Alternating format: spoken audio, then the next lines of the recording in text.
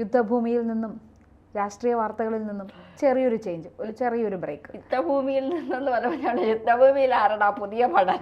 അതെ, പുതിയ ഭടനല്ല, നമുക്ക് ഒരു എന്റർടൈൻമെന്റ് മറക്കാം ഒരു വീഡിയോയ്ക്ക് വേണ്ടിയിട്ട്. നമ്മുടെ ഒരു ബോളിവുഡ് സുന്ദരി ജാസ്മിൻ ധുന്ന എന്ന ബോളിവുഡ് സുന്ദരിയുടെ തിരോധാനത്തെക്കുറിച്ച് നമുക്കിന്നൊന്ന് ചർച്ച ചെയ്യാം. 1988 വീരാന എന്ന ഒരു ചെറിയ കുറേ കൊച്ചു നടിമാരുമായി വന്ന ചെറിയ ബജറ്റിൽ വന്ന വീരാന എന്ന് പറഞ്ഞ ഒരു ചിത്രത്തിലൂടെ ഒരുപാട് ആരാധകരെ നേടിയ ഒരു താരമായിരുന്നു ജാസ്മിൻ ധുന്ന. വളരെ സുന്ദരിയായ ഒരു നടിയായിരുന്നു. ഇവർക്ക് ആ വീരാനയോടുകൂടി വളരെയധികം ആരാധകരുണ്ടായി. ഈ ആരാധകരിൽ ഏറ്റവും പ്രധാനിയായിരുന്നു നമ്മുടെ അധോലോക നായകനായ ദാവൂദ് ഇബ്രാഹിം. പൊതുവെ ബോളിവുഡിലെ ഒരു ദാവൂദ് ഇബ്രാഹിമിൻ്റെ അധീനതയിലാണ് ബോളിവുഡ് എന്നൊക്കെ നമ്മൾ പണ്ട് കേട്ടിട്ടുണ്ടല്ലോ. അപ്പം നമുക്കിന്ന് ജാസ്മിൻ ധുന്നയെക്കുറിച്ച് ഒന്ന് പരിശോധിക്കാം. 13ാമത്തെ വയസ്സിലാണ് ജാസ്മിൻ ധുന്ന ആദ്യമായി സിനിമയിലേക്ക് എത്തുന്നത്, 1979. അത് കഴിഞ്ഞ് 84 ഡിവോഴ്സ് എന്നൊരു ചിത്രത്തിലും ഇവർ എത്തിയായിരുന്നു. അത് കഴിഞ്ഞിട്ടാണ് ഈ 88 ഈ വീരാന എന്നൊരു ചിത്രം വളരെ ചുരുക്കം ചിത്രങ്ങളിൽ അഭിനയിക്കുകയും ഏറെ പ്രേക്ഷക ശ്രദ്ധ നേടുകയും ആരാധകരെ സമ്പാദിക്കുകയും ചെയ്തു. പക്ഷേ വീരാനയുടെ ആഘോഷങ്ങൾ അവസാനിക്കുന്നതിന് മുന്നേ തന്നെ ഈ ജാസ്മിൻ ധുന്നയെ കാണാതായി.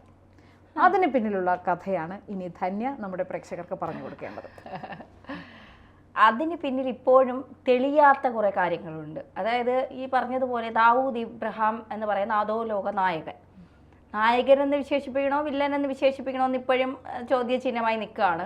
ദാവൂദ് ജീവിച്ചിരിപ്പുണ്ടോ മരിച്ചോ എന്നുള്ളത് അത് മറ്റൊരു ചോദ്യം. എന്തായാലും ഈ ജാസ്മിൻ ധുന്നയെ അവരൊരു പണ്ട് ഈ മാതക നടിമാരെന്നൊക്കെ പറഞ്ഞാൽ ഈ ചില സീനുകൾ, അതായത് ഈ കുളിക്കുന്ന സീനുകൾ, മഴ വരുമ്പോൾ നനയുന്ന ആ ഒരു അത്തരം സീനുകളിൽ അഭിനയിച്ച് ശരീരം കുറച്ചുകൂടി ബാർ ഡാൻസ്, ഐറ്റം ഡാൻസ് എന്ന് ഇപ്പൊ പറയുന്ന ശരീരം കുറച്ചുകൂടി പ്രദർശിപ്പിക്കുമ്പോൾ അത് മാതക നടി ആ ലെവലിലേക്ക് അങ്ങ് പോവുകയാണ്. അപ്പൊ അത്തരത്തിൽ കാണാൻ നല്ല ഭംഗിയാണ് അവരെ, നല്ല രസമുണ്ട് അവരെ കാണാനായിട്ട്. നല്ല മൂക്കും നല്ല കവളും ഒക്കെ ആയിട്ട് നല്ല രസമാണ്. ദാവൂദ് ഇഷ്ടപ്പെട്ടതിന് കാരണമുണ്ട്, കാരണം അവരെ കാണാൻ അത്ര അതിസുന്ദരിയാണ് അവർ. അപ്പോൾ അവരുടെ സിനിമകളുണ്ട്. ഈ ദാവൂദ് ഈ കഥകളാണല്ലോ പലതും പരക്കുന്നത്. അതുകൊണ്ട് ഈ സാധാരണ പരക്കുന്ന കഥകൾ ദാവൂദ് ഏത് നടി ബോളിവുഡിൽ വന്നാലും ദാവൂദിന് ഇഷ്ടപ്പെട്ടാൽ ദാവൂദിൻ്റെ കിടപ്പറകളിലേക്ക് അവരെ ക്ഷണിക്കും എന്നൊക്കെയാണ് പലരും പറയുന്നത്. എത്ര വാസ്തവമുണ്ട്, എത്ര തെറ്റാണ് ഇതൊന്നും നമുക്കറിയില്ല. അങ്ങനെ ഒരു നടിയെ, ഒരു പ്രധാനപ്പെട്ട ഒരു നടിയെ വിളിച്ചപ്പോൾ അവർ കരണം നോക്കി അടിക്കുന്ന രീതിയിൽ മറുപടി പറഞ്ഞുകൊണ്ട് ഇറങ്ങിപ്പോയി എന്നാണ് പറയുന്നത്. നടിയുടെ പേര് പ്രീതി സിന്ധ എന്നാണ് പിന്നീട് പുറത്തു വരുന്നത്. അതിലും എത്രത്തോളം സത്യമുണ്ടെന്ന് നമുക്കറിയില്ല. എങ്കിലും അങ്ങനെ ചെയ്തുവെങ്കിൽ അവർ മിടുക്കി എന്നേ പറയാൻ പറ്റൂ. കാരണം ഒരു അധോലോക നായകൻ്റെ മുഖത്ത് നോക്കിയിട്ട് അതോ വാടകർക്കാന്ന് പറയാൻ ധൈര്യം കാണിച്ചല്ലോ. ഇവിടെ ഈ വീരാന എന്ന് പറഞ്ഞ സിനിമയുടെ ആഘോഷങ്ങൾക്കിടയിൽ നിന്ന് പോയ ജാസ്മിനെ പിന്നെ ആരും കണ്ടിട്ടില്ല. ജാസ്മിൻ ജീവിച്ചിരിപ്പുണ്ടോ, മരണപ്പെട്ടോ, ദാവൂദിൻ്റെ കീഴിൽ ഇപ്പോഴും ഉണ്ടോ, അതോ ദാവൂദ് അവരെ ഉപദ്രവിച്ചതിന് ശേഷം കൊലപ്പെടുത്തിയോ, അതോ ഇനി ഇവരെ ഭയന്ന് ദാവൂദിനെ ഭയന്ന് ഇവർ US-ലോ മറ്റെവിടെയെങ്കിലും പോയി വിവാഹം കഴിച്ച് ദാവൂദിൻ്റെ കണ്ണിൽപ്പെടാതെ ജീവിക്കുന്നുണ്ടോ, ഇതുവരെ ഒരു മാധ്യമങ്ങൾക്കോ ആർക്കോ ഇവരെ കണ്ടുപിടിക്കാൻ കഴിഞ്ഞിട്ടില്ല എന്നുള്ളതാണ് യാഥാർത്ഥ്യം. ഇവർ ജീവിച്ചിരിപ്പുണ്ടോ എന്ന് പോലും ഇതുവരെ ആർക്കും അറിയില്ല എന്നുള്ളതാണ്. അപ്പോൾ ഒരു അധോലോക നായകനെ പേടിച്ച് എനിക്ക് തോന്നുന്നു സിനിമയിലൊക്കെ ഉണ്ടായിരുന്നുവെങ്കിൽ വളരെ പ്രശസ്തിയിലെത്തേണ്ട ഒരു നടി അവർ എങ്ങോട്ട് പോയി എന്ന്, അവർ അപ്രത്യക്ഷമായത് എങ്ങോട്ടാണ് എന്നൊന്നും ഇപ്പോഴും അറിയില്ല. ദാവൂദ് ഇബ്രാഹിം ഇവരെ നോട്ടമിട്ടതിന് ശേഷം ഇവർ എവിടെ പോയാലും ഈ ദാവൂദിന്റെ കിങ്കരന്മാർ അവരുടെ പുറകെ നിരീക്ഷണവുമായി ഉണ്ടായിരുന്നു എന്നൊക്കെ പറയപ്പെടുന്നുണ്ട്. ഈ ദാവൂദിനെ കുറിച്ച് എന്തെങ്കിലും പറയണം. ദാവൂദിനെ കുറിച്ച് പറയുകയാണെങ്കിൽ ദാവൂദിന്റെ കഥകൾ കേൾക്കാൻ ഇപ്പോഴും ആളുകൾക്ക് ഭയങ്കര ഇഷ്ടമാണ്. എന്ന് വെച്ചാൽ പരിവേഷമൊക്കെ ചിലർ കൊടുത്തു കളയും. ദാവൂദ് പറയാനുള്ളത് പലതവണ മരിച്ച ആളാണ് ദാവൂദ് ഇബ്രാഹിം എന്നാണ് പറയുന്നത്. അതായത് പലതവണ ഈ ദാവൂദ് ഇബ്രാഹിം മരിച്ചതായി സ്ഥിരീകരിക്കാത്ത വാർത്തകൾ വന്നിട്ടുണ്ട്. അതിലൊന്ന് 2016 കാൽ മുറിച്ചു മാറ്റേണ്ടുന്ന അത്ര ഗുരുതര അവസ്ഥയിലാണ് ദാവൂദ് എന്നായിരുന്നു 2016 പുറത്തു വന്ന വാർത്ത. കാലിൽ ഗംഗ്രീൻ ബാധിച്ചിട്ടുണ്ടെന്നും കിംവദന്തികൾ ഉണ്ടായിരുന്നു. അതിനുശേഷം 2017 വീണ്ടും മരിക്കുകയാണ്.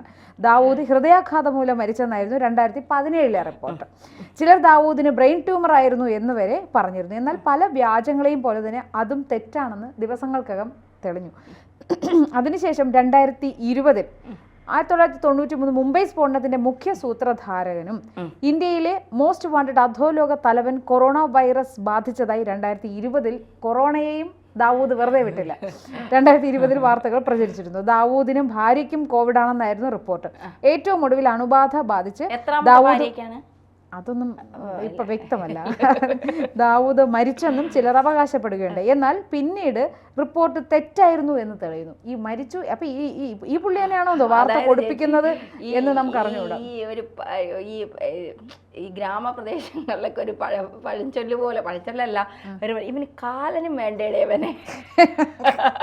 അതല്ല, ചിലപ്പോ ഈ വാർത്തകളിൽ നിറയാതിരിക്കുമ്പോൾ ഇപ്പൊ ഈ വാർത്തകളിൽ വരാൻ വേണ്ടിയിട്ട് ചില കോപ്രായങ്ങൾ കാണിച്ചു കൂട്ടുന്നത് പോലെ. പാകിസ്ഥാൻ ഏറ്റെടുത്ത് പാകിസ്ഥാനിലെ കറാച്ചിയിൽ സുരക്ഷിതനായി ഈ പേരൊക്കെ മാറ്റി, എന്തോ ദാവൂദ് ഇബ്രാഹിം ഹസൻ അങ്ങനെ എന്തോ ഒരു പേരൊക്കെ മാറ്റി. പാകിസ്ഥാനാണല്ലോ ഈ അധോലോക നായകന്മാരെ തീവ്ര 1993 മുംബൈ ആക്രമണം 257 പേരാണ് അന്ന് കൊല്ലപ്പെട്ടത്. 700 പേർക്ക് പരിക്ക് പറ്റി. അന്ന് ലഷ്കർ-ഇ തൊയ്ബയാണ് ആ സ്ഫോടനം ആസൂത്രണം ചെയ്തത്. 12 സ്ഥലങ്ങളിൽ ദാവൂദ് ഉൾപ്പെടെയുള്ളവർ അന്ന് ഭീകരാക്രമണം ആസൂത്രണം ചെയ്തിരുന്നു. പക്ഷെ അത് നടക്കാതെ പോയി. അതോടുകൂടി ഇയാൾ ഇന്ത്യ വിട്ട് ദുബായി ആയി, ഇയാളുടെ ആസ്ഥാന കേന്ദ്രം. പിന്നെ അവിടെ ഇരുന്നിട്ടാണ് പിന്നെ 2008 മുംബൈ ഭീകരാക്രമണം. അന്ന് 163 പേർ മരണപ്പെട്ടു. നമ്മുടെ താജ് ഹോട്ടലിലേക്ക് ആക്രമണം അതായിരുന്നു. സാമ്പത്തികമായി അവരെ സഹായിക്കുക എന്നുള്ളതായിരുന്നു അന്നത്തെ അയാളുടെ ലക്ഷ്യം. അന്ന് ഈ ഭീകരർക്ക് സാമ്പത്തിക സഹായം നൽകി. 2010 പൂനെ ജർമ്മൻ ബേക്കറി സ്ഫോടനം, 17 പേർ കൊല്ലപ്പെട്ടു, 60 പേർക്ക് പരിക്ക്. അത് ഇന്ത്യൻ മുജാഹിദായിരുന്നു അതിന്റെ സൂത്രധാരൻ എന്നാണ് പറയുന്നത്. പിന്നെ 2013 IPL ഒത്തുകളി വിവാദം. ഇയാള് മഹാരാഷ്ട്രയിലെ രത്നഗിരിയിൽ 1955 ജനിച്ചത്. ദാവൂദ് ഇബ്രാഹിം കസ്കർ എന്നാണ് ഇയാളുടെ പേര്. 8 സഹോദരന്മാരും 4 സഹോദരിമാരും അടങ്ങുന്ന വലിയ കുടുംബം. പിന്നീട് അവിടെ നിന്നൊക്കെ പോയി ഈ മറ്റേ ഹവാല പണമിടപാട്, മറ്റേ വാതുവയ്പ് ഇതിലൊക്കെ ചെന്ന് പെട്ടതിന് ശേഷം 1970 ഡി കമ്പനി രൂപീകരിച്ചത്. 80 ദാവൂദ് വാതുവയ്പിൽ സജീവമായി. പിന്നീട് തട്ടകമെല്ലാം ദുബായിലായിരുന്നു. ദുബായിൽ നിന്ന് പിന്നെ എപ്പോഴാണ് ഈ പാകിസ്ഥാനിലേക്ക് പോയതെന്ന്, പാകിസ്ഥാനിലിരുന്നാണ് ഇപ്പോൾ പലതും. 1955 ജനിച്ചതെന്നാണ് പറയുന്നത്. അങ്ങനെയാണെങ്കിൽ 2024 എത്ര വയസ്സായി കാണും? 69 വയസ്സായി. വലിയ പ്രായമായില്ല, മരിക്കാനുള്ള പ്രായമല്ല. ചെയ്തു കൂട്ടിയത് വെച്ച് നോക്കുമ്പം മരിച്ച് തെങ്ങ് 10 പ്രാവശ്യം കൊലപാതകം, തട്ടിക്കൊണ്ടുപോകൽ, മയക്കുമരുന്ന് കടത്ത്, തീവ്രവാദം തുടങ്ങിയ ക്രിമിനൽ കുറ്റകൃത്യങ്ങൾ ബാക്കിയില്ല. പെണ്ണ് തട്ടിക്കൊണ്ടുപോകലും ഉണ്ട്. 2003 ഇന്ത്യയും അമേരിക്കയും ആഗോള ഭീകരനായിട്ട് മുദ്ര കുത്തിയിരുന്നു. ഒപ്പം ദാവൂദിന്റെ തലയ്ക്ക് $25 മില്യൺ പാരിതോഷികവും അമേരിക്ക പ്രഖ്യാപിച്ചിരുന്നു. FBI ലോകത്തിലെ 10 മോസ്റ്റ് വാണ്ടഡ് ഫ്യൂജിറ്റീവുകൾ പട്ടികയിലുള്ള ദാവൂദിനെ ഇതുവരെയും പിടികൂടാൻ സാധിച്ചിട്ടില്ല എന്നതാണ് അതിലും അതിശയകരമായ കാര്യം. ഞങ്ങളുടെ അതിർത്തിയിൽ ദാവൂദ് ഉള്ളതായി 2020 പാകിസ്ഥാൻ സമ്മതിച്ചിരുന്നു. എന്നാൽ ഈ പാകിസ്ഥാൻ പിടിച്ചു കൊടുത്തിട്ട് ഈ ഡോളറെല്ലാം ഒന്നാമത് സാമ്പത്തികമായിട്ട് പിന്നോക്കം നിൽക്കുകയും ചെയ്യുന്നു. പിച്ചച്ചട്ടി എടുക്കുന്ന ആളാണ്. പിടിച്ചു കൊടുക്കൂല. കാരണം തീവ്രവാദമല്ലേ അവരുടെ വരുമാനം എന്ന് പറയുന്നത്. ആ വരുമാനം കുഴപ്പമില്ല, തീവ്രവാദം പരിപോഷിപ്പിക്കുക എന്നുള്ളതാണ്. അപ്പൊ തീർച്ചയായിട്ടും ഈ ദാവൂദിന്റെ കഥകളൊക്കെ കേൾക്കാൻ എപ്പോഴും ഭയങ്കര ഇൻട്രസ്റ്റ് ആണ്. അധോലോക നായകനാണെങ്കിലും കാണാനും ഒരു ചുള്ളനാണ്. പക്ഷേ കഥകളൊക്കെ കേൾക്കാൻ എപ്പോഴും ഭയങ്കര ഇഷ്ടമാണ്.